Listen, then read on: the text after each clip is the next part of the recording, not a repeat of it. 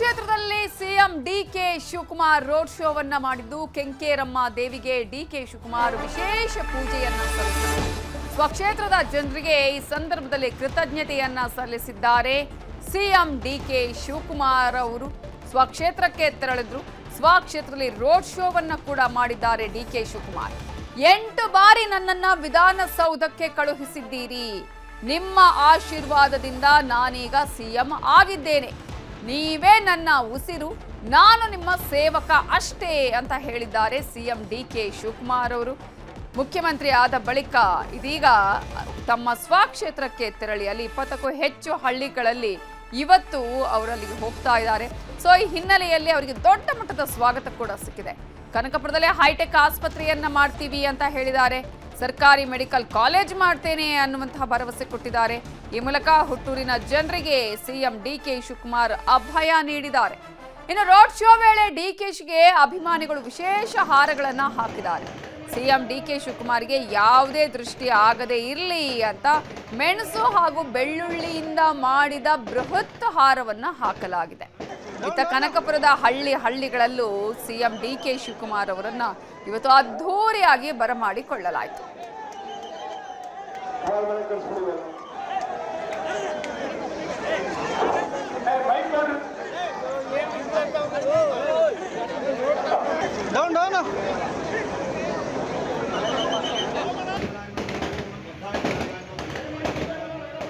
CM ಆದ ಬಳಿಕ ಮೊದಲ ಬಾರಿಗೆ ಸ್ವಕ್ಷೇತ್ರಕ್ಕೆ ಈಗ ತೆರಳಿರುವಂತಹ ಡಿಕೆ ಶಿವಕುಮಾರ್ ಅಂದ್ರೆ ಅಲ್ಲಿನ ಹಳ್ಳಿಗಳಿಗೂ ಕೂಡ ತೆರಳಿದ್ದಾರೆ. ಹಳ್ಳಿಗೆ ತೆರಳಿ ಅಲ್ಲಿ ಜನರಿಗೆ ತಾವು ಭರವಸೆಗಳನ್ನು ಕೊಟ್ಟಿದ್ದಾರೆ, ಅನೇಕ ಅಭಯಗಳನ್ನು ನೀಡಿದ್ದಾರೆ. ಅಷ್ಟು ಮಾತ್ರ ಅಲ್ಲ, ಮೊದಲ ಬಾರಿಗೆ ಡಿಕೆ ಶಿವಕುಮಾರ್ ತಮ್ಮ ಹಳ್ಳಿಗೆ ಬಂದಂತಹ ಸಂದರ್ಭದಲ್ಲಿ ಅಲ್ಲಿನ ಜನ ಅವರಿಗೆ, ಅವರ ಅಭಿಮಾನಿಗಳು, ಕಾರ್ಯಕರ್ತರು, ಸ್ವಕ್ಷೇತ್ರದ ಜನ ಅವರಿಗೆ ಭರ್ಜರಿ ಸ್ವಾಗತವನ್ನು ಕೂಡ ಕೋರಿದ್ದಾರೆ. ಆ ಒಂದು ಸ್ವಾಗತದಲ್ಲಿ ವಿವಿಧ ರೀತಿಯ ಹಾರಗಳನ್ನು ಕೂಡ ಹಾಕಲಾಗಿದೆ. ಯಾವುದೇ ರೀತಿಯ ದೃಷ್ಟಿ ಆಗದಿರಲಿ ಅಂತ ಹೇಳಿ ಮೆಣಸು ಹಾಗೇನೆ ಬೆಳ್ಳುಳ್ಳಿಯ ಹಾರವನ್ನು ಕೂಡ ಹಾಕಲಾಗಿದೆ.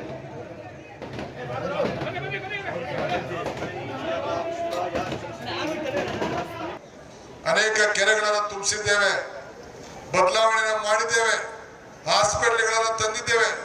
ಮುಂದಕ್ಕೆ ಕನಕಪುರದಲ್ಲಿ ಇಡೀ ರಾಜ್ಯಕ್ಕೆ ಮೊದಲನೆಯ ಮೆಡಿಕಲ್ ಕಾಲೇಜು ಯಾವ್ದಾದ್ರು ಒಂದು ತಾಲೂಕು ಕೇಂದ್ರದ ಸ್ಥಳದಲ್ಲಿ ಇದೆ ಅಂತಂದ್ರೆ ಅದು ಕನಕಪುರದಲ್ಲಿ.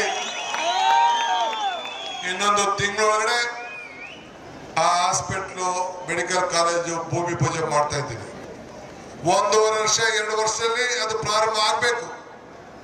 ತಾಯಿ ಸುರೇಶ್ ಅವರು MP ಆಗಿ ಕೆಲಸದ ಮೇಲೆ ಇನ್ಫೋಸಿಸ್ ಅವರು ಮಾತಾಡಿ ಸುಮಾರು 60 ಕೋಟಿ ರೂಪಾಯಿ ವೆಚ್ಚದ ತಾಯಿ ಮಗು ಹಾಸ್ಪಿಟಲ್ ಪ್ರಾರಂಭ ಮಾಡ್ತು. ನೋಡಿದಿರಲ್ಲ ಎಲ್ಲ ಹಂಗೆ ಕನಕಪುರದಲ್ಲಿ ಯಾವ ರೀತಿ ಬದಲಾವಣೆ ಆಗಿದೆ. ನನ್ನಲ್ಲಾಗ್ಲಿ DK ಸುರೇಶ್ನಾಗ್ಲಿ ನಿಮ್ಮ ಮಕ್ಕಳ ತರ ನಿಮ್ಮನ್ನ ಸಾಕಿದಿರ್ತಾರೆ, ಬೆಂಬಲ ನಿಂತಿರ್ತಾರೆ. ಸೊ ಆ ಋಣವನ್ನ ಇವತ್ತು ತೀರಿಸ್ಬೇಕು. ನೀವು ತೀರ್ಸ್ಕೊಂಡು ಬಂದಿದ್ದೀನಿ, ಸತತವಾಗಿ ತೀರ್ಸ್ಕೊಂಡು ಬಂದಿದ್ದೀನಿ. ಸೊ ಹಂಗೆ ಇವತ್ತು ಎಲ್ಲಾ ಕಡೆ ಒಳ್ಳೆ ವಿದ್ಯಾಭ್ಯಾಸ ಮಕ್ಕಳಿಗೆ ಸಿಗ್ಬೇಕು. ಬೆಂಗಳೂರಿನಲ್ಲಿ ಸಿಕ್ಕೋ ವಿದ್ಯಾಭ್ಯಾಸ ಇಲ್ಲೂ ಸಿಗ್ಬೇಕು. ಅದಕ್ಕೆ ಹೊಸದುರ್ಗ ಶಾಲೆ, ನಾನು ಇಲ್ಲಿ ಶಾಲೆ ಜವಾಬ್ದಾರಿ ತೆಗೆದುಕೊಂಡಿದ್ದೇನೆ. ದೊಡ್ಡಹಳ್ಳಿ ಶಾಲೆ, ಯಗ್ನೂರಲ್ಲಿ ಶಾಲೆ, ಈ ರೀತಿ ಎಲ್ಲಾ ಕಡೆ ಕೂಡ ಹೊಸ CSR ಶಾಲೆಯನ್ನು ಮಾಡಿ ಜನ ವಲಸೆ ಹೋಗೋದನ್ನ ತಪ್ಪಿಸ್ಬೇಕು ಅಂತೇಳಿ ಈ ಪ್ರಯತ್ನವನ್ನು ಮಾಡ್ತಾ ಇದ್ದೇನೆ. ಇವತ್ತು SIR ಬಂದಿದೆ, ನಿಮ್ ತಲೆಯಲ್ಲಿ ನಿಮ್ಮ ಓಟು ಮತ್ತೆ ನೀವು ಅರ್ಜಿ ಹಾಕೋಬೇಕು. ನೀವು ನನ್ನ ಓಟ್ ಇದೆ ಎಲ್ಲೋಯ್ತು ಅಂತ ತಿಳ್ಕೊಳ್ಳೋಂಗಿಲ್ಲ. ಯಾರಿಗೆ ಗೃಹಲಕ್ಷ್ಮಿ ಬೇಕು, ಗೃಹಜ್ಯೋತಿ ಬೇಕು, ಅನ್ನಭಾಗ್ಯ ಬೇಕು, ಅವರೆಲ್ಲರೂ ಕೂಡ ಇಲ್ಲಿ ಓಟ್ ಮಾಡಿಕೋಬೇಕು. ಇಲ್ಲಿ ಓಟ್ ಮಾಡಿಕೊಂಡಾಗ ಮಾತ್ರ ಆ ಸೌಲಭ್ಯ ನಿಮ್ಗೆ ಸಿಗ್ತದೆ. ಅದಕ್ಕೆ ಇನ್ನು ಮುಂದೊಂದು ತಿಂಗಳು ಈಗ ಎಲ್ಲರೂ ಕೂಡ BLOಗಳು, ಅಂಗನವಾಡಿಯವರು, ಟೀಚರ್ ಬಂದು ಮನೆ ಭಾಗಕ್ಕೆ ನಿಮ್ಗೆ ಒಂದು ಫಾರಂ ಕೊಡ್ತಾರೆ. ಆ ಫಾರಂ ಅಲ್ಲಿ ನೀವೆಲ್ಲ ಸಿಗ್ನೇಚರ್ ಮಾಡಬೇಕು. ಮಾಡಿ ತಾಲೂಕು ಕಚೇರಿಗೆ ಕೊಡ್ಬೇಕು. ನೀವು ವಾಪಸ್ ಆ BLO ಕೊಡ್ಬೇಕು. ನಮ್ಮ ಲೀಡರ್ಗಳು ಸಹಕಾರ ಕೊಡ್ಬೇಕು. ಬೆಂಗಳೂರಿನಲ್ಲಿ ಇದ್ದಾರೆ, ಅಲ್ಲಿ ಒಂದು ಓಟ್ ಇದೆ, ಇಲ್ಲಿ ಓಟ್ ಇದೆ ಅಂದ್ರೆ ಓಟ್ನ ಕಟ್ ಮಾಡ್ಬಿಡ್ತಾರೆ. ನೀವೆಲ್ಲ ಸೇರಿ ಓಟ್ನ ನಿಮ್ಮೂರಲ್ಲಿ ಇಟ್ಕೊಳ್ಳಿ, ಅಲ್ಲೋ ಕೆಲಸ ಮಾಡಿ. ಆದ್ರೆ ಓಟನ್ನ ಹಾಳು ಮಾಡ್ಕೊಳಕ್ ಹೋಗ್ಬೇಡಿ. ಅಲ್ಲಿ ಓಟಿದೆ ಇಲ್ಲಿ ಓಟಿದೆ ಅಂತೇಳಿ ಎಲ್ಲ ಕೊನೆಗೆ ಡಿಲೀಟ್ ಮಾಡ್ಬಿಡ್ತಾರೆ. ಅದಕ್ಕೆ ಅವಕಾಶ ಕೊಡೋದು ಬೇಡ. ದಯವಿಟ್ಟು ತಾವೆಲ್ಲ ಜಾಗೃತಿಯಿಂದ ಇರಬೇಕು. ನೀವು ಓಟನ್ನ ಮಾಡಬೇಕು.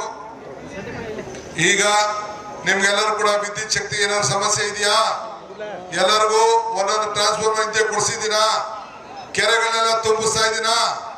ಯಾಕೆ ವ್ಯವಸಾಯ ಬಿಡಕ್ ಹೋಗ್ಬೇಡಿ. ನೀವು ಹಣ್ಣು, ತರಕಾರಿ, ತೆಂಗು, ಅಡಿಕೆ, ರೇಷ್ಮೆ, ಹೈನುಗಾರಿಕೆ ಎಲ್ಲ ಕೂಡ ನೀವೆಲ್ಲ ಮುಂದುವರಿಸಬೇಕು. ರೈತರ ಮಕ್ಕಳಾಗಿರ್ಬೇಕು. ಯಾರು ನೌಕರಿ ಮಾಡ್ತಾರೆ ಅವ್ರಿಗೆ ಎಷ್ಟು ಉದ್ಯೋಗ ಸಿಗ್ತದೆ ಅದಕ್ಕಿಂತ ಜಾಸ್ತಿ ಇವತ್ತು ಹೂವು, ತರಕಾರಿ, ಹಣ್ಣು, ರೇಷ್ಮೆಗೆ ಇವತ್ತಿದೆ. ಇದೇ ತಾನೇ ಇಲ್ಲಿ ನಿಮ್ಮ ಮೂಲ ಕಸಬನ್ನ ಬಿಡಕ್ ಹೋಗ್ಬೇಡಿ. ನಾನು ನಿಮ್ಮೆಲ್ಲರೂ ಕೂಡ ಬೆಂಗಳೂರು ದಕ್ಷಿಣ ಜಿಲ್ಲೆ ಅಂತ ಮಾಡಿ ನಿಮ್ಮ ಆಸ್ತಿ ಮೌಲ್ಯ 2 ಲಕ್ಷ 3 ಲಕ್ಷ ಕೇಳೋರಿಲ್ಲ ಜಮೀನು. ಇವತ್ತು ಯಾವ ಜಮೀನು ಕೂಡ 50 ಲಕ್ಷ 1 ಕೋಟಿ ಕಡಿಮೆ ಇವತ್ತಿಲ್ಲ ಅಂತ ಪರಿಸ್ಥಿತಿ ಇದೆ.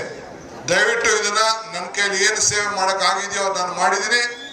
ಈ ದೇಹ, ಈ ನಾನು DK ಸುರೇಶ್ ಅವರು ನಾವೆಲ್ಲ ಕೂಡ ನಮ್ಮ ದೇಹವನ್ನ ಸಾಯವರೆಗೂ ಕೂಡ ನಿಮ್ಮ ಮಕ್ಕಳಾಗಿ ನಿಮ್ಮ ಋಣವನ್ನ ತೀರಿಸುವಂತ ಕೆಲಸವನ್ನ ಸಾಯವರೆಗೂ ನಿಮ್ಮ ಸೇವೆಯನ್ನ ಮಾಡ್ತೇವೆ ಅಂತೇಳಿ ಈ ಸಂಕಲ್ಪವನ್ನು ಮಾಡಿ ಮತ್ತೊಮ್ಮೆ ನಿಮ್ಮೆಲ್ಲರ ಪಾದಗಳಿಗೆ ನನ್ನ ಸಾಷ್ಟಾಂಗ ನಮಸ್ಕಾರಗಳು. ಇದೇ ವಿಚಾರಕ್ಕೆ ಸಂಬಂಧಪಟ್ಟ ಹಾಗೆ ಇನ್ನಷ್ಟು ಡೀಟೇಲ್ಸ್ ಕೊಡೋದಕ್ಕೆ ನಮ್ಮ ರಿಪೋರ್ಟರ್ ಕಾರ್ತಿಕ್ ಈಗ ನೇರ ಸಂಪರ್ಕದಲ್ಲಿ ಜಾಯ್ನ್ ಆಗಿದ್ದಾರೆ. ಕಾರ್ತಿಕ್, ಈಗಾಗಲೇ ಸ್ವಕ್ಷೇತ್ರಕ್ಕೆ ತೆರಳಿ ಅಲ್ಲಿ ಪ್ರತಿಯೊಂದು ಹಳ್ಳಿಯಲ್ಲಿ 20ಕ್ಕೂ ಹೆಚ್ಚು ಹಳ್ಳಿಗಳಿಗೆ ತೆರಳಿ ಒಂದ್ ಕಡೆ ಭರ್ಜರಿ ಸ್ವಾಗತ, ಆದರೆ ಅನೇಕ ಭರವಸೆಗಳನ್ನ, ಅಭಯವನ್ನ ಕೂಡ DK ಶಿವಕುಮಾರ್ ಅವರು ಕೊಟ್ಟಿದ್ದಾರೆ. ಯಾವ ರೀತಿಯಾಗಿ ಅವರನ್ನ ಜನ ಸ್ವಾಗತಿಸಿದ್ರು ಅಲ್ಲಿ?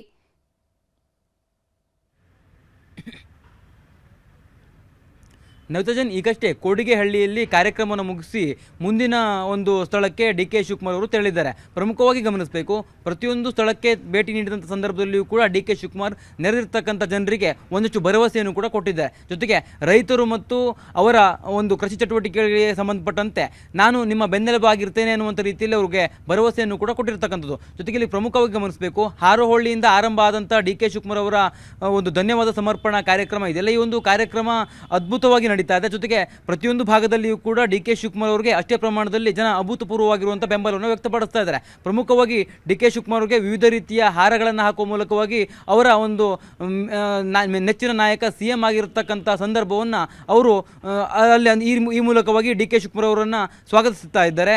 ಅವರಿಗೆ DK ಶಿವಕುಮಾರ್ ಅವರು CM ಆಗಿ ಮೊದಲನೇ ಬಾರಿಗೆ ಕ್ಷೇತ್ರಕ್ಕೆ ಬರ್ತಾ ಇರತಕ್ಕಂಥದ್ದು ಅವರಲ್ಲೂ ಕೂಡ, ಅಂದರೆ ಕಾರ್ಯಕರ್ತರಲ್ಲೂ ಕೂಡ ಹುರಿದಂಬಿಸಿದಂತೆ ಆಗ್ತಾ ಇದೆ. ಜೊತೆಗೆ ಇಲ್ಲಿ ಪ್ರಮುಖವಾಗಿ ಗಮನಿಸಬೇಕು, DK ಶಿವಕುಮಾರ್ ಈ ಹಿಂದೆ ಏನು ಈ ಚುನಾವಣೆ ಸಂದರ್ಭದಲ್ಲಿ ಪ್ರಚಾರದ ಸಂದರ್ಭದಲ್ಲಿಯೂ ಕೂಡ ಬಾರಿ ಹೇಳ್ತಾ ಇದ್ರು, ಈ ಬಾರಿ ಒಕ್ಕಲಿಗರಿಗೆ ಒಂದು ಅವಕಾಶ ಸಿಗತ್ತೆ ಅನ್ನುವಂಥ ರೀತಿಯಲ್ಲಿ ಅವರು 2023 ಚುನಾವಣೆ ಸಂದರ್ಭದಲ್ಲಿಯೂ ಕೂಡ ಹೇಳಿದರು. ಅದೇ ರೀತಿಯಾಗಿ DK ಶಿವಕುಮಾರ್ ಈಗ ಈ ಒಂದು ಧನ್ಯವಾದ ಸಮರ್ಪಣಾ ಕಾರ್ಯಕ್ರಮದಲ್ಲಿ 2028 ಚುನಾವಣೆಯನ್ನು ಗುರಿಯಾಗಿಸಿಕೊಂಡು ಕೂಡ ಮಾತುಗಳನ್ನು ಆಡ್ತಾ ಇದ್ದಾರೆ, ಜನರಿಗೆ ಭರವಸೆಗಳನ್ನು ಕೊಡ್ತಾ ಇದ್ದಾರೆ. 2028 ಚುನಾವಣೆಯಲ್ಲಿಯೂ ಕೂಡ ನೀವು ನನ್ನ ಬೆಂಬಲಿಸಬೇಕು ಅನ್ನುವಂಥ ರೀತಿಯಲ್ಲಿ ಹೇಳಿಕೆಗಳನ್ನ ಕೊಡುವ ಮೂಲಕವಾಗಿ ಮುಂದಿನ ಚುನಾವಣೆಗೂ ಕೂಡ ತಯಾರಿಯ ರೂಪದಲ್ಲಿಯೇ ಈ ಒಂದು ಧನ್ಯವಾದ ಸಮರ್ಪಣಾ ಕಾರ್ಯಕ್ರಮವನ್ನು ಅವರು ಬಳಕೆ ಮಾಡ್ಕೊಳ್ತಾ ಇರ್ತಕ್ಕಂಥದ್ದು. ಜೊತೆಗೆ ಇನ್ನೂ 10ಕ್ಕೂ ಹೆಚ್ಚು ಸ್ಥಳಗಳಿಗೆ DK ಶಿವಕುಮಾರ್ ಭೇಟಿಯನ್ನು ಕೊಡ್ತಾರೆ. ಎಲ್ಲ ಕಡೆಯಲ್ಲಿಯೂ ಕೂಡ ಕಾರ್ಯಕರ್ತರು ಮತ್ತು ಪಕ್ಷದ ಅಭಿಮಾನಿಗಳು, DK ಶಿವಕುಮಾರ್ ಅವರ ಅಭಿಮಾನಿಗಳು ಸಿದ್ಧತೆಯನ್ನು ಮಾಡ್ಕೊಂಡಿದ್ದಾರೆ. ಪ್ರಮುಖವಾಗಿ DK ಶಿವಕುಮಾರ್ ಅವರು ಅಂದರೆ ಕೊನೆಯದಾಗಿ ಈ ಒಂದು ಕನಕಪುರದ ಸಿಟಿಯಲ್ಲಿ ಅವರು ಕಾರ್ಯಕ್ರಮವನ್ನು ಮುಕ್ತಾಯವನ್ನು ಕೂಡ ಮಾಡಲಿಕ್ಕಿದ್ದಾರೆ. ಈ ಒಂದು ಏನು ಧನ್ಯವಾದ ಸಮರ್ಪಣಾ ಕಾರ್ಯಕ್ರಮ ಇದೆಯಲ್ಲ, ಇದರಲ್ಲಿ ಸೇರಿರ್ತಕ್ಕಂಥ ಜನರು ಕೂಡ DK ಶಿವಕುಮಾರ್ ಅವರ ಪರವಾಗಿ ಸಾಕಷ್ಟು ಘೋಷಣೆಗಳನ್ನು ಕೂಗ್ತಾ ಇದ್ದಾರೆ. ಜೊತೆಗೆ ಅವರಿಗೂ ಕೂಡ ಅವರ ಕ್ಷೇತ್ರದ ಒಬ್ಬ ಶಾಸಕ CM ಆಗಿರ್ತಕ್ಕಂಥದ್ದು ಸಾಕಷ್ಟು ಸಂತಸವನ್ನು ತಂದಂತೆ ಕಾಣಿಸ್ತಾ ಇದೆ. ಒಟ್ಟಾರೆಯಾಗಿ DK ಶಿವಕುಮಾರ್ ಅವರು CM ಆದ ಬಳಿಕ ಮೊದಲ ಬಾರಿಗೆ ಸ್ವಕ್ಷೇತ್ರಕ್ಕೆ ಬಂದಿರತಕ್ಕಂಥದ್ದು ಕಾರ್ಯಕರ್ತರಲ್ಲೂ ಕೂಡ ಒಂದಿಷ್ಟು ಹೊಸ ಚೈತನ್ಯವನ್ನು ಮೂಡಿಸ್ತದೆ. DK ಶಿವಕುಮಾರ್ಗೂ ಕೂಡ ಈ ಒಂದು ಕ್ಷೇತ್ರಕ್ಕೆ ಬಂದು ಅವರಿಗೆ ಧನ್ಯವಾದ ಸಮರ್ಪಣೆ ಮಾಡಿರತಕ್ಕಂಥ ಸಾರ್ಥಕ ಭಾವನೆಯೂ ಕೂಡ ಇದ್ದಂತೆ ಕಾಣಿಸ್ತಾ ಇದೆ. ಜೊತೆಗೆ ಆಶ್ವಾಸನೆಯನ್ನು ಅವ್ರು ಯಾವ ರೀತಿಯಾಗಿ ಕೊಡ್ತಾ ಇದ್ದಾರೆ ಅಂತಂದರೆ, ನೀವೆಲ್ಲರೂ ಕೂಡ ಇದೇ ಭಾಗದಲ್ಲಿ ಇರಬೇಕು, ನಿಮ್ಮ ಓಟನ್ನು ಇಲ್ಲೇ ಉಳಿಸ್ಕೊಳ್ಬೇಕು, ಯಾರು ಕೂಡ ಬೆಂಗಳೂರಿಗೆ ವಲಸೆಯನ್ನು ಬರಬಾರ್ದು, ನಿಮಗೆ ಈ ಕ್ಷೇತ್ರದಲ್ಲಿ ಸಾಕಷ್ಟು ಪ್ರಮಾಣದಲ್ಲಿ ಉದ್ಯೋಗವನ್ನು ಸೃಷ್ಟಿ ಮಾಡುವಂತಿರ್ಬೋದು, ಅಥವಾ ನೀವು ಮಾಡ್ತಿರ್ತಕ್ಕಂಥ ಕೃಷಿ ಚಟುವಟಿಕೆಗಳಿಗೆ ಸಂಬಂಧಪಟ್ಟಂತೆ ಪ್ರೋತ್ಸಾಹಿಸುವ ಕೆಲಸವನ್ನು ನಾನು ಮಾಡ್ತೇನೆ ಅನ್ನೋ ಭರವಸೆ ಕೊಡೋ ಜೊತೆಗೆ ನಿಮ್ಮ ಸಮಸ್ಯೆಗಳಿಗೆ ಸಂಬಂಧಪಟ್ಟಂತೆ ಒಂದು ಅಧಿಕಾರಿಯನ್ನು ಕೂಡ ಇಲ್ಲಿ ನೇಮಕವನ್ನು ಮಾಡ್ತೇನೆ, ಅವರಿಗೆ ನೀವು ನಿಮ್ಮ ಸಮಸ್ಯೆಗಳನ್ನು ಹೇಳ್ಕೊಳ್ಳಿ, ಅದು ನೇರವಾಗಿ ನನ್ನನ್ನು ತಲುಪತ್ತೆ, ನಾನು ಅದನ್ನು ಖುದ್ದಾಗಿ ಪರಿಶೀಲನೆ ಮಾಡಿ ನಿಮ್ಮ ಸಮಸ್ಯೆಗಳನ್ನು ಬಗೆಹರಿಸುವ ನಿಟ್ಟಿನಲ್ಲಿ ಪ್ರಯತ್ನ ಮಾಡ್ತೇನೆ ಅನ್ನುವಂಥ ಭರವಸೆಯನ್ನು ಕೂಡ DK ಶಿವಕುಮಾರ್ CM ಆಗಿ ಕೊಡ್ತಾ ಇರ್ತಕ್ಕಂಥದ್ದು. ನವಿತಾ ಜೈನ್. ಕಾರ್ತಿಕ್, SIR ವಿಚಾರವನ್ನ ಬಹಳ ಇಂಪಾರ್ಟೆಂಟ್ ಆಗಿ ಅಲ್ಲಿನ ಜನರಿಗೆ ತಿಳಿಸುವಂತಹ ಪ್ರಯತ್ನವನ್ನೇ ಅವರು ಮಾಡಿದ ಹಾಗೆ ಕೂಡ ಅಲ್ಲಿ ಕಾಣಿಸ್ತಾ ಇದೆ ಅನ್ನೋದು ಒಂದು ಕಡೆ. ಆದರೆ ಈ ನಂತರ ಈಗ ಕೊನೆಯದಾಗಿ ಕಾರ್ಯಕ್ರಮಗಳನ್ನ ಯಾವ ರೀತಿಯಾಗಿ ಅಲ್ಲಿ ಆಯೋಜನೆ ಮಾಡಲಾಗಿದೆ, ಎಷ್ಟು ಹೊತ್ತಿಗೆ ಇವತ್ತು ಈ ಒಂದು ಹಳ್ಳಿಗಳ ಭೇಟಿ ಮುಗಿಯುತ್ತೆ?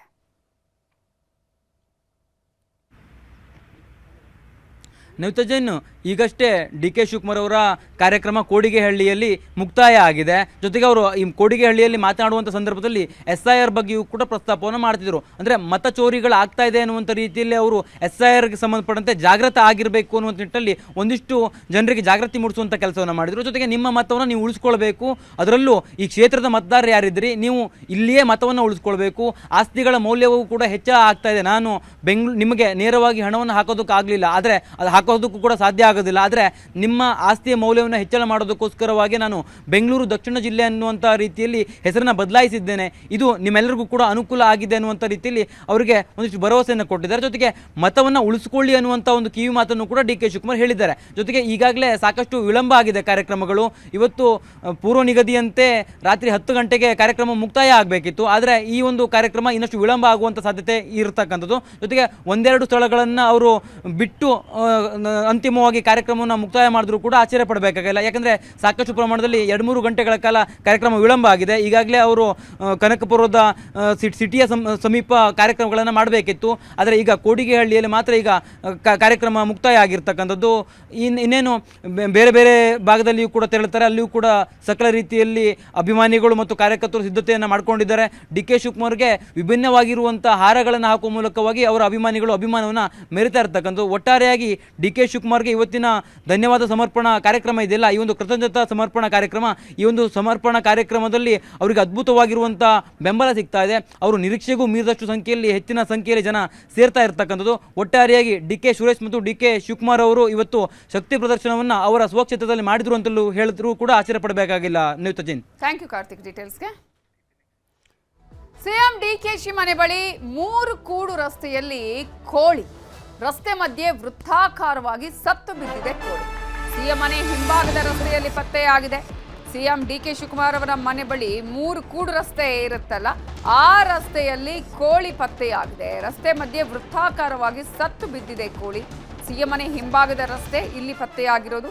ಸದಾಶಿವನಗರದ GBA ಮೈದಾನದ ಮುಂಭಾಗದಲ್ಲಿ 3 ರಸ್ತೆ ಕೂಡುವ ಜಾಗದಲ್ಲಿ ರಸ್ತೆ ಮಧ್ಯೆಯ ವೃತ್ತಾಕಾರದಲ್ಲಿ ಸತ್ತ ಕೋಳಿಯನ್ನು ಅಲ್ಲಿ ಹಾಕಲಾಗಿದೆ. ಅದರಲ್ಲೂ ಕೂಡ ಒಂದಷ್ಟು ಅಲ್ಲಿ ನಿಂಬೆ ಹಣ್ಣುಗಳು ಕೂಡ ಪತ್ತೆಯಾಗಿದೆ.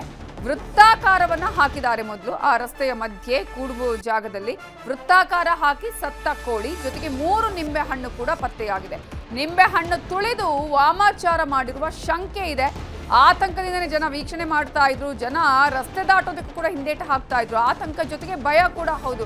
ಏನಪ್ಪ ಏನಾದರೂ ಮಾಟ ಮಾಡಿದ್ರು, ಕೆಲವು ಕಡೆಗಳಲ್ಲಿ ಹೇಳ್ತಾರಲ್ಲ, ಅದನ್ನ ಏನಾದರೂ ದಾಟ್ಕೊಂಡು ಹೋದ್ರೆ ಅದು ಅವರಿಗೆ ತಟ್ಟುತ್ತೆ ಅಂತ ಹೇಳಿ ಆ ರೀತಿಯಲ್ಲೇ ಜನರಿಗೆ ಆತಂಕ ಆಗಿದೆ. ಸೊ ಇದು ವಾಮಾಚಾರನ ಬೇರೆ ಏನಾದರೂ ಮಾಡಿದ್ರ ಅಂತ ಹೇಳಿ ಬರದಂತಹ ಸ್ಥಳದಲ್ಲೇ ನಾಟಿ ಕೋಳಿ ಇತ್ತು, ಅದರ ತಲೆಯನ್ನ ನಾಯಿಯೊಂದು ಎತ್ಕೊಂಡು ಹೋಗಿದೆ. ಆದರೆ ಇದೀಗ ಅದನ್ನ ತೆರವು ಮಾಡುವ ಕೆಲಸವನ್ನ ಕೂಡ ಮಾಡಲಾಗಿದೆ. ಸತ್ತ ಕೋಳಿ ಜೊತೆಗೆ 3 ನಿಂಬೆ ಹಣ್ಣು, ನಿಮಗೆ ದೃಶ್ಯಗಳಲ್ಲೂ ಕೂಡ ನಾವು ತೋರಿಸ್ತಾ ಇದ್ವಿ, ಒಂದು ರೌಂಡ್ ಅಲ್ಲೇ ವೃತ್ತಾಕಾರವನ್ನು ಕೂಡ ಹಾಕಲಾಗಿದೆ. ಅಲ್ಲಿ ಅದರ ಒಳಗಡೆ ಇದನ್ನ ಇಡ್ಲಾಗಿತ್ತು. ಈಗ ಆ ಒಂದು ಸತ್ತು ಬಿದ್ದಿರುವ ನಾಟಿ ಕೋಳಿ ಜೊತೆಗೆ ಅಲ್ಲಿ ಇರುವಂತಹ ಆ ಒಂದು ವೃತ್ತವನ್ನ ನೋಡಿ ಜನ ಹಿಂದೇಟು ಹಾಕಿದ್ದಾರೆ ಆ ಭಾಗದಲ್ಲಿ ಹೋಗೋದಕ್ಕೆ.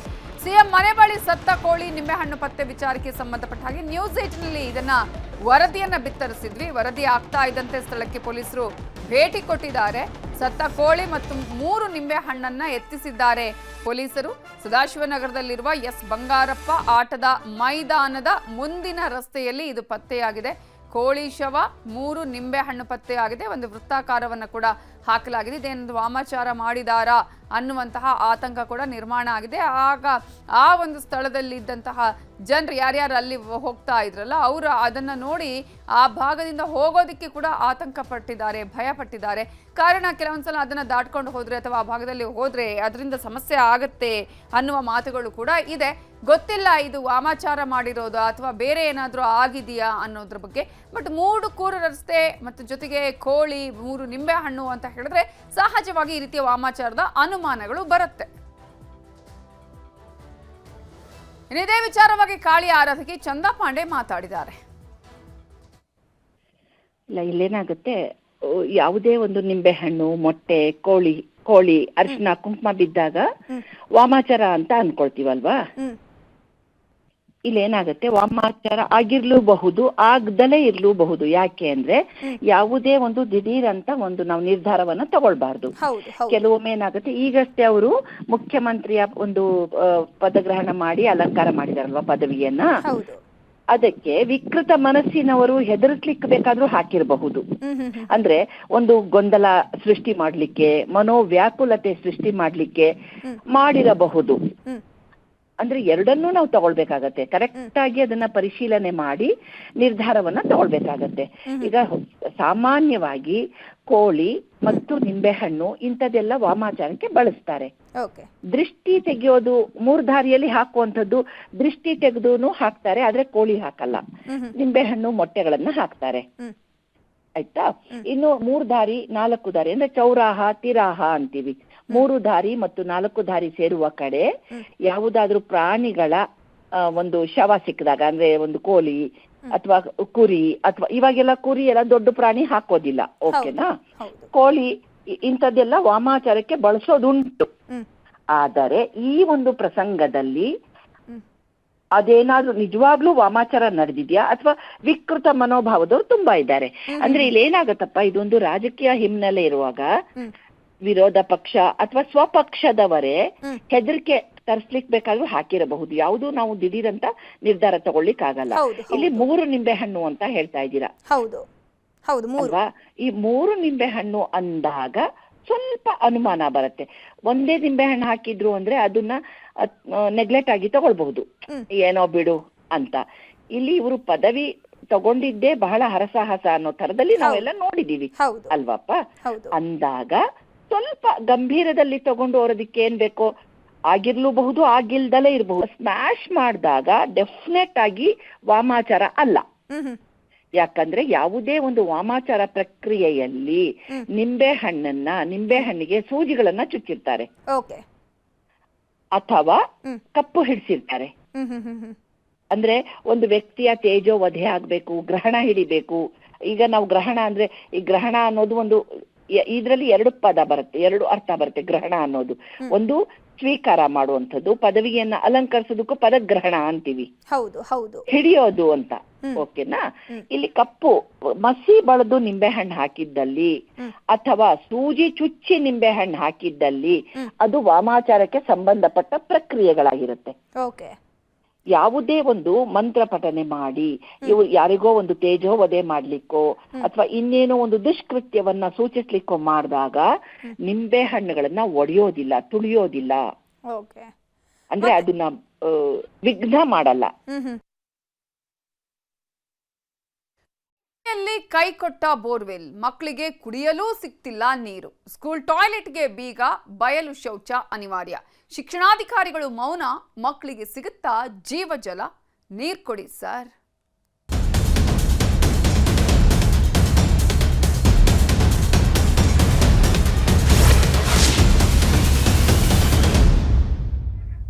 ಶಾಲೆ ಆರಂಭದಲ್ಲಿಯೇ ಮಕ್ಕಳಿಗೆ ನೀರಿನ ಸಮಸ್ಯೆ ಉಂಟಾಗಿದೆ. ಲೋಕಾಪುರದ ಸರ್ಕಾರಿ ಆದರ್ಶ ಶಾಲೆಯ ದುಸ್ಥಿತಿ.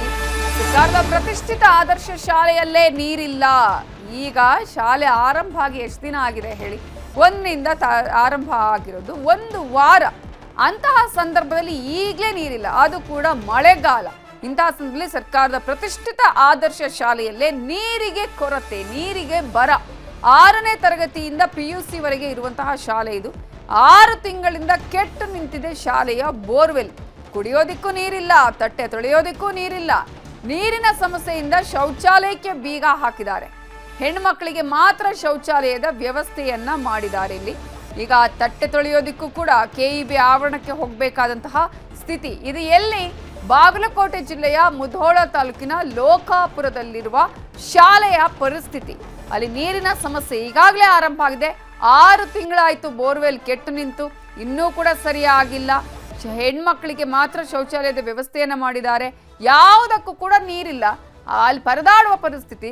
ಶಾಲಾ ಆರಂಭವೇನೋ ಭರ್ಜರಿಯಾಗಿ ಮಾಡಿದ್ದಾರೆ, ಆದರೆ ನೀರಿಲ್ಲದೆ ಮಕ್ಕಳು ಸಮಸ್ಯೆಯನ್ನ ಎದುರಿಸ್ತಿದ್ದಾರೆ.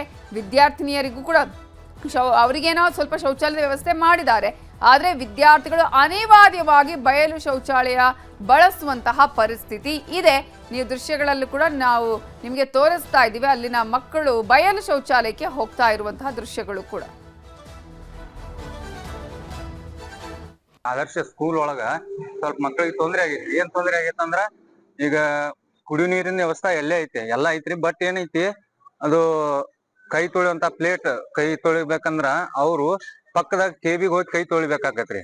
ಅದಕ್ಕೆಲ್ಲ ಏನೈತಿ, ಕೆಬಿ ಒಳಗ ಮಕ್ಕಳಿಗೆ ಏನಾರು ಹೆಚ್ಚು ಕಡಿಮೆ ಆತಂದ್ರ ಇದಕ್ಕ ಯಾರು ಹೊಣೆ ಆಗ್ಬೇಕು? ಸರ್ಕಾರ ಹೊಣೆ ಆಗ್ಬೇಕು, ಇಲ್ಲ ಆಡಳಿತ ಮಂಡಳಿದವ್ರು ಹೊಣೆ ಆಗ್ಬೇಕಾಕತಿ.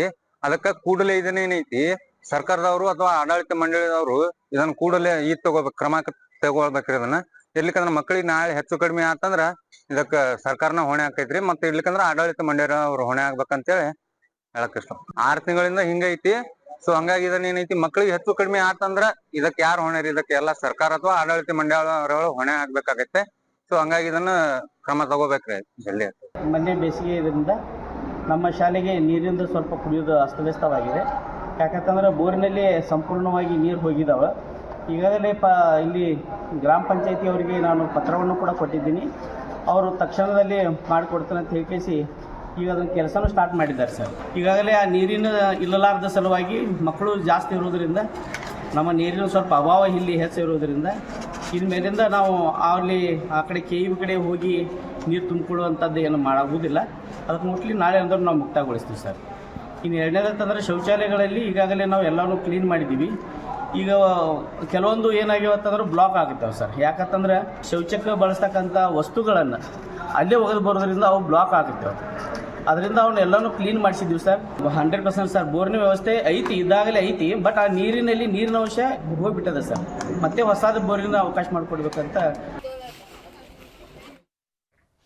ಇದೇ ವಿಚಾರಕ್ಕೆ ಸಂಬಂಧಪಟ್ಟ ಹಾಗೆ ಇನ್ನಷ್ಟು ಡೀಟೇಲ್ಸ್ ಕೊಡೋದಕ್ಕೆ ನಮ್ಮ ರಿಪೋರ್ಟರ್ ಮಂಜುನಾಥ್ ಈಗ ಫೋನ್ ಸಂಪರ್ಕದಲ್ಲಿ ಜಾಯ್ನ್ ಆಗಿದ್ದಾರೆ. ಮಂಜುನಾಥ್, ಶಾಲೆ ಆರಂಭ ಆಗಿ 7 ದಿನ ಆಗಿಲ್ಲ. ಇಂಥ ಸಂದರ್ಭದಲ್ಲಿ ಈಗ ನೀರೇ ಇಲ್ಲ ಅಂತ ಹೇಳಿದ್ರೆ ಅಟ್ಲೀಸ್ಟ್ ಆರಂಭ ಆಗೋ ಸಂದರ್ಭದಲ್ಲಿ ಏನೇನು ಆಗಿದೆ, ಸಮಸ್ಯೆ ಅಲ್ಲಿ ಇದೆಯಾ, ಸರಿ ಇದೆಯಾ, ವ್ಯವಸ್ಥೆಗಳಿದೆಯಾ ಅನ್ನೋದನ್ನ ನೋಡುವಂತಹದ್ದು ಕೂಡ ಇಲ್ವಾ, ಹೇಗೆ? ಖಂಡಿತವಾಗ್ಲೂ ನಮಿತಾ ಜೈನ್, ಯಾಕಂತಂದ್ರೆ ಈಗ ಬೇಸಿಗೆ ರಜೆ ಮುಗಿದ ಬಳಿಕ ಶಾಲೆ ಆರಂಭ ಆಗಿ ಕಳೆದ ಒಂದು 3-4 ದಿನಗಳ ಮಾತ್ರ ಆಗಿರುವಂತದ್ದು. ಈ ಒಂದು ಶಾಲೆ ಆರಂಭಕ್ಕೂ ಮುನ್ನ ಶಾಲೆಯಲ್ಲಿ ಇರ್ತಕ್ಕಂತಹ ಮೂಲಭೂತ ಸೌಕರ್ಯಗಳನ್ನ ಸರಿಪಡಿಸುವಂತ ಕೆಲಸ ಅಲ್ಲಿನ ಸ್ಥಳೀಯ ಆಡಳಿತಕ್ಕೆ ಹೊಣೆ ಆಗಿರುವಂತದ್ದು. ಆದ್ರೆ ಇಲ್ಲಿ ಎಲ್ಲೊಂದ್ ಕಡೆ ಗ್ರಾಮ ಪಂಚಾಯತಿ ಅಧಿಕಾರಿಗಳಿರ್ಬೋದು ಮತ್ತು ಪಟ್ಟಣ ಪಂಚಾಯತಿ ಅಧಿಕಾರಿಗಳು ನಿರ್ಲಕ್ಷ್ಯವನ್ನು ತೋರಿದ್ದಾರೆ. ಏನು ಸರ್ಕಾರದ ಪ್ರತಿಷ್ಠಿತ ಶಾಲೆ, ಆದರ್ಶ ಶಾಲೆ ಅಂತಂದ್ರೆ ಇದು ಮಾದರಿಯಾಗುವಂತಹ ಶಾಲೆ. ಈ ಒಂದು ಶಾಲೆಯಲ್ಲಿ ಸುಮಾರು 800ಕ್ಕೂ ಹೆಚ್ಚು ವಿದ್ಯಾರ್ಥಿಗಳು ವಿದ್ಯಾಭ್ಯಾಸವನ್ನ ಮಾಡ್ತಾರೆ ಅನ್ನುವಂತಹದ್ದು ಮಾಹಿತಿ ಇದೆ. ಅಂದ್ರೆ 1ನೇ ತರಗತಿಯಿಂದ PUC ಸೆಕೆಂಡ್ ಇಯರ್ ವರೆಗೂ ಕೂಡ ಇರುವಂತದ್ದು. ಈ ಒಂದು ಶಾಲೆಯಲ್ಲಿ ಕುಡಿಯುವ ನೀರಿಗಾಗಿ ಇವಾಗತ್ತು ವಿದ್ಯಾರ್ಥಿಗಳು ಪರದಾಡುವಂತಹ ಪರಿಸ್ಥಿತಿ ನಿರ್ಮಾಣ ಆಗಿದೆ. ಏನು ಶಾಲೆಯಲ್ಲಿ ಬಿಸಿ ಊಟ ಮಾಡಿದ ಬಳಿಕ ಆ ತಟ್ಟೆಗಳನ್ನ ತೊಳ್ಕೊಳ್ಬೇಕು ಅಂತಂದ್ರೆ ಪಕ್ಕದಲ್ಲಿರ್ತಕ್ಕಂತಹ ಒಂದು KVಯ ಬಿಲ್ಡಿಂಗ್ ಇದೆ. ಆ ಒಂದು ಬಿಲ್ಡಿಂಗ್ ನಲ್ಲಿ ಹೋಗಿ ಅಲ್ಲಿರ್ತಕ್ಕಂತಹ ನಲ್ಲಿಯಲ್ಲಿ ಪ್ಲೇಟ್ ಅನ್ನ ತೊಳೆಯುವಂತದ್ದು ದೃಶ್ಯದಲ್ಲಿ ಕೂಡ ಸರಿಯಾಗಿರುವಂತದ್ದು. ಈ ಒಂದು KB ಅಂತಂದ್ರೆ ಅಲ್ಲಿ ಒಂದಿಷ್ಟು ನಿರ್ಬಂಧಗಳಿರ್ತವೆ. ಅಲ್ಲಿ ಯಾರು ಕೂಡ ಸಾರ್ವಜನಿಕರು ಹೋಗೋದಕ್ಕೆ ಆಗೋದಿಲ್ಲ. ಅಂತ ಒಂದು ಸಂದರ್ಭದಲ್ಲಿ ಮಕ್ಕಳು ಅಲ್ಲಿ ಹೋಗಿ ತಟ್ಟೆಗಳನ್ನು ತೊಳೆಯುವಂತದ್ದು ಎಷ್ಟರ ಮಟ್ಟಿಗೆ ಸರಿ ಅನ್ನುವಂಥದ್ದು ಇಲ್ಲಿ ಸಾರ್ವಜನಿಕರು ಪ್ರಶ್ನೆ ಮಾಡ್ತಾ ಇರುವಂತದ್ದು. ಏನಾದ್ರೂ ಅಪಾಯ ಆಗುವಂತಹ ಸಂದರ್ಭದಲ್ಲಿ ಯಾರು ಹೊಣೆ ಅನ್ನೋದನ್ನು ಕೂಡ ಇಲ್ಲಿ ಪ್ರಶ್ನೆ ಮಾಡ್ತಾ ಇದ್ದಾರೆ. ಅದ್ರ ಜೊತೆಗೇನೆ ಶಾಲೆಯಲ್ಲಿ ಇರ್ತಕ್ಕಂತಹ ಬೋರ್ವೆಲ್ಗಳು ಸಮಸ್ಯೆ ಆಗಿ ಸುಮಾರು 6 ತಿಂಗಳು ಕಳೆದ್ರು ಕೂಡ 6 ತಿಂಗಳಿನಿಂದ ಈ ಒಂದು ಬೋರ್ವೆಲ್ ವ್ಯವಸ್ಥೆಗಳನ್ನ ಸರಿಪಡಿಸೋದಕ್ಕೆ ಇಲ್ಲಿನ ಆಡಳಿತ ಮಂಡಳಿ ಆಗಿರ್ಬೋದು ಮತ್ತು ಸ್ಥಳೀಯ ಆಡಳಿತ ಮಂಡಳಿ ಆಗಿರ್ಬೋದು ಯಾವುದೂ ಕೂಡ ಕ್ರಮಕ್ಕೆ ಮುಂದಾಗಿಲ್ಲ. ಇದು ಎಲ್ಲೊಂದ್ ಕಡೆ ನಿರ್ಲಕ್ಷ್ಯ ತೋರಿದಾರೆ ಅನ್ನೋಂಥದ್ದು ಇಲ್ಲಿ ಆರೋಪಗಳು ಕೇಳಿ ಬರ್ತಾ ಇರುವಂತದ್ದು. ಅದರ ಜೊತೆಗೆ ಏನಂತಂದ್ರೆ ಸದ್ಯಕ್ಕೆ ಈಗ ಬೇಸಿಗೆ ಸಂದರ್ಭದಲ್ಲಾದ್ರೂ ಕೂಡ ಏನು ಶಾಲೆ ರಜೆ ಇತ್ತು, ಆ ಒಂದು ಸಂದರ್ಭದಲ್ಲಿನೇ ಅಲ್ಲಿ ಹೊಸದಾಗಿ ಬೋರ್ವೆಲ್ಗಳನ್ನ ಹಾಕುವಂತದ್ದಾಗಿರ್ಬೋದು, ಅಲ್ಲಿರ್ತಕ್ಕಂಥ ಶೌಚಾಲಯಗಳನ್ನ ರಿಪೇರಿ ಮಾಡುವಂತದ್ದಾಗಿರ್ಬೋದು, ಇವೆಲ್ಲವನ್ನೂ ಕೂಡ ಮಾಡ್ಬೇಕಾಗಿತ್ತು. ಸದ್ಯಕ್ಕೆ ಇದೀಗ ಕುಡಿಯುವ ನೀರಿನ ಜೊತೆಗೆ ಅಲ್ಲಿರ್ತಕ್ಕಂತಹ ಮಕ್ಕಳಿಗೆ ತಟ್ಟೆಗಳನ್ನ ತೊಳೆದುಕೊಳ್ಳೋಕ್ಕೂ ಕೂಡ ಬಳಸೋದಕ್ಕೆ ನೀರಿಲ್ಲದಂತ ಪರಿಸ್ಥಿತಿ ಇದಾಗಿದೆ. ಅದ್ರ ಜೊತೆಗೆ ಶೌಚಾಲಯದಲ್ಲಿ ಕೂಡ ನೀರಿಲ್ಲದೆ ಇರೋದಕ್ಕಾಗಿ ಶೌಚಾಲಯಕ್ಕೆ ಬೀಗ ಹಾಕಿದಂತ ಪರಿಸ್ಥಿತಿ ಕೂಡ ಇರುವಂತದ್ದು. ಇಂಥ ಒಂದು ಪರಿಸ್ಥಿತಿಯಲ್ಲಿ ಸ್ಥಳೀಯ ಗ್ರಾಮ ಪಂಚಾಯತಿ ಅಧಿಕಾರಿಗಳು ಈ ಒಂದು ಸಮಸ್ಯೆ ಬಗ್ಗೆ ಗಂಭೀರವಾಗಿ ಪರಿಗಣಿಸದೆ ನಿರ್ಲಕ್ಷ್ಯವನ್ನು ತೋರ್ತಾ ಇದ್ದಾರೆ. Namitha Jain. Okay, thank you Manjunath ಡೀಟೇಲ್ಸ್ಗೆ.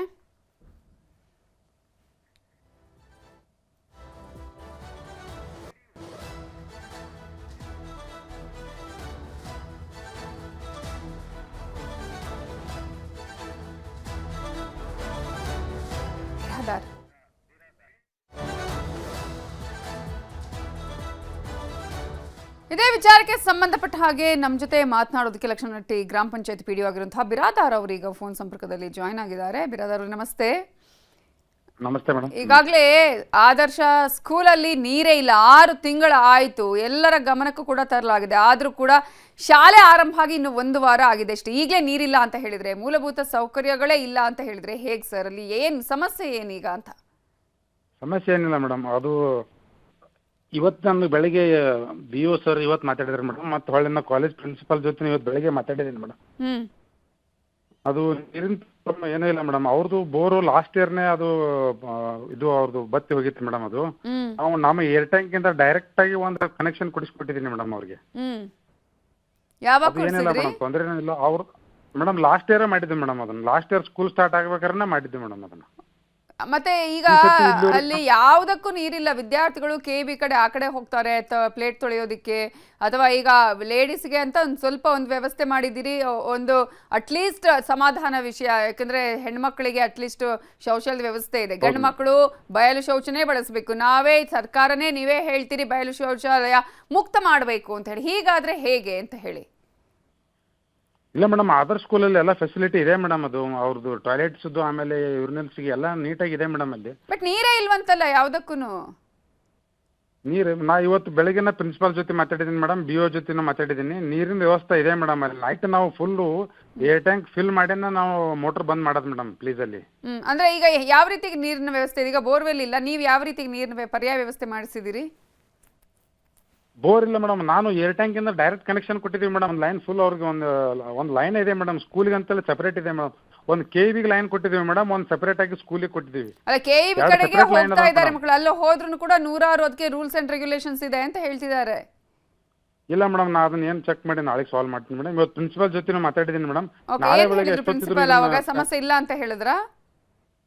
ಸಮಸ್ಯೆ ಆದ ಮೇಡಮ್. ಅವ್ರು ಆಯ್ತು ನೀವು ಇದು ಮಾಡ್ತೀರಿ, ನಮ್ಗೆ ಇನ್ನೊಂದು ವ್ಯವಸ್ಥೆ ಮಾಡಿ ಕೊಡಿ ಅಂತ ಹೇಳಿದ್ರು ಮೇಡಮ್. ಅವ್ರು ಬೋರ್ವೆಲ್ನಿಂದು ಸೆಪರೇಟ್ ಆಗಿ ನಮ್ಮ ಬೋರ್ವೆಲ್ ಒಂದು ಮಾಡಿ ಕೊಡಿ ಅಂತ ಹೇಳಿದ್ರು.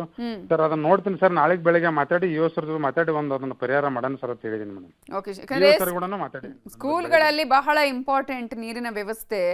ಹಾಗಾಗಿ ಈಗ ಒಂದ್ ಕಡೆ ಬಿಸಿಯೂಟದ ವ್ಯವಸ್ಥೆನೂ ನೀವು ಮಾಡಿಸ್ತೀರಿ, ಮತ್ತೊಂದ್ ಕಡೆ ಮಕ್ಕಳೇ ಬಾಕ್ಸ್ಗಳಲ್ಲಿ ತಗೊಂಡ್ಬಂದ್ರು ಕೂಡ ಅದನ್ನು ತೊಳೆಯೋದಕ್ಕೂ ನೀರಿಲ್ಲ, ಕುಡಿಯೋದಕ್ಕೆ ನೀರಿಲ್ಲ, ಶೌಚಾಲಯಕ್ಕೆ ನೀರಿಲ್ಲ ಅಂತ ಹೇಳಿದ್ರೆ, ಜೊತೆಗೆ ಆ ಸಂದರ್ಭದಲ್ಲಿ ಗಿಡ ಮರಗಳಿಗೂ ಕೊಡ್ಬೇಕು, ಅಟ್ಲೀಸ್ಟ್ ಅವುಗಳಿಗೆ ಹೋಗ್ಲಿ ಕುಡಿಯೋದಕ್ಕಾದ್ರೂ ನೀರು ಬೇಕಾಗುತ್ತಲ್ಲ. ಇಂತಹ ಒಂದು ವ್ಯವಸ್ಥೆ ಬೇಕು ಅನ್ನುವಂಥದ್ದು ನಿಟ್ಟಿನಲ್ಲಿ ನಾಳೆ ನೀವು ಹೋಗ್ತೀನಿ ಅಂತ ಹೇಳಿದ್ರಿ, ಆದಷ್ಟು ಬೇಗ ಇನ್ನೊಂದಷ್ಟು ಪರ್ಯಾಯ ವ್ಯವಸ್ಥೆ ಮಾಡಿ ಅಂತ ನಾವು ಕೇಳ್ಕೊಳ್ತಾ ಇದ್ದೀವಿ.